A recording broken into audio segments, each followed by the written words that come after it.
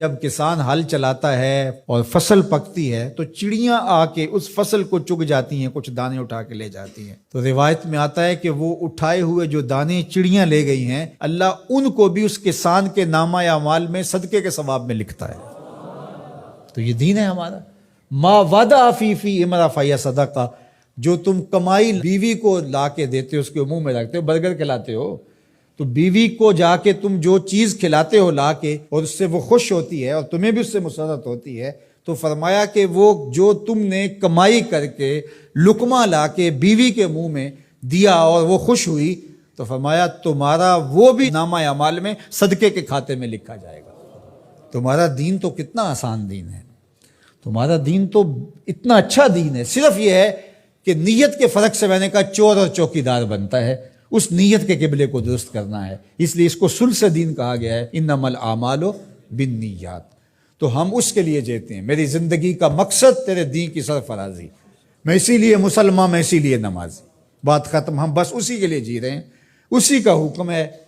اپنی اولاد کی اچھی تربیت کرو، ان کو دین کے سپاہی بنانا ہے، اس کو اللہ کے مطیع اور فرما بردار بندے بنانا ہے۔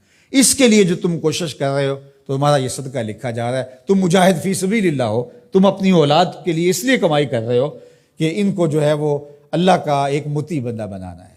تم اپنے ہمسایوں کے ساتھ اس لیے سلوک کر رہے ہو کہ ہمسائے اور اللہ رسول کا حکم ہے اور میں نے ہمسایوں کے ساتھ اچھا سلوک کرنا ہے۔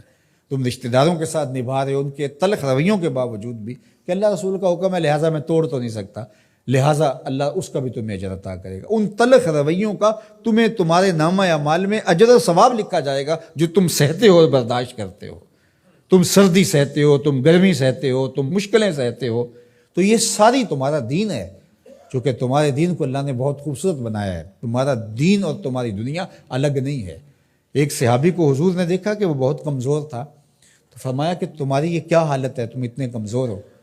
اس نے کہا میں نے اللہ سے ایک دعا مانگی تھی، شاید وہ قبول ہو گئی ہے۔ فرمایا کیا ہوا؟ میں نے دعا مانگی تھی اللہ جو آخرت کے حصے کے دکھ ہیں وہ بھی دنیا پہ بھیج دے اور میری آخرت صاف ہونی چاہیے، تو شاید میری دعا قبول ہو گئی ہے، اور مجھے بہت ساری بیماریاں، دکھ اور اذیتیں ہیں جنہوں نے مجھے گھیر رکھا ہے۔ تو اس پر حضور خوش ہونے کی بجائے اسے ناراض ہو کے کہا کہ تو نے یہ کیوں کہا کہ آخرت کے حصے کے دکھ دنیا پہ آ جائیں؟ تو نے یہ کیوں نہیں کہا ربنا آتنا فی الدنیا حسنۃ وفی الآخرۃ حسنہ، اللہ مجھے اس جہاں میں بہتریاں دے دے، اس جہاں میں بہتریاں دے دے۔ تو یہ زندگی اچھی جئیں، اچھی سواری، اچھی بیوی اور کشادہ مکان، انسان کی خوش قسمتی سے، مسلمان کی، مومن کی خوش قسمتی سے بتایا گیا ہے۔ اچھا اللہ آپ کو گھر دے، اس میں آسودہ رہیں، اللہ آپ کو اچھی فرما بردار نیک صالحہ بیوی دے، بہت اچھی بات ہے۔ اللہ آپ کو اچھی گاڑی دے دے تو اس میں کوئی گناہ نہیں ہے، کوئی برائی نہیں ہے، اچھی بات ہے۔ یہ نہیں ہے کہ دین یہ ہے کہ آپ اپنے تن کے کپڑے بھی اتار کے پھینک دیں اور سردی میں ننگے ہو کے بیٹھ جائیں، یہ کوئی دین ہے، یہ نہیں ہے۔ ہمارا دین کیا ہے؟ تمہاری نیت کا قبلہ درست ہو، تمہیں جو ملتا ہے تھوڑا یا زیادہ اس پہ تم راضی ہو۔ تھوڑا ملے تو پھر بھی مالک تیری مرضی میں اس پہ راضی ہوں، اور زیادہ ملے مالک میں تیری مرضی پہ اور تیری عطا پہ راضی ہوں۔ تھوڑا ملے تو صبر کرے، زیادہ ملے تو بانٹنا شروع کر دے، بات ختم ہو گئی۔ اور کاروبار کرے تو اللہ کی رضا کے لیے جائے، اور بچوں کو ایک اچھی تربیت کی نیت سے گھر سے نکلتا ہے۔ حتیٰ کہ جو کاروبار کرتے ہوئے مشقتیں آتی ہیں، ٹینشنیں آتی ہیں، پریشانیاں آتی ہیں، جھٹکے لگتے ہیں انسان کو، گاہک کے رویے کی وجہ سے کسی نے ادھار لے لیا، وہ پیسے نہیں دے رہا، بار بار اس کو کہنا پڑتا ہے، اس کے سخت اور تلخ رویے ہیں۔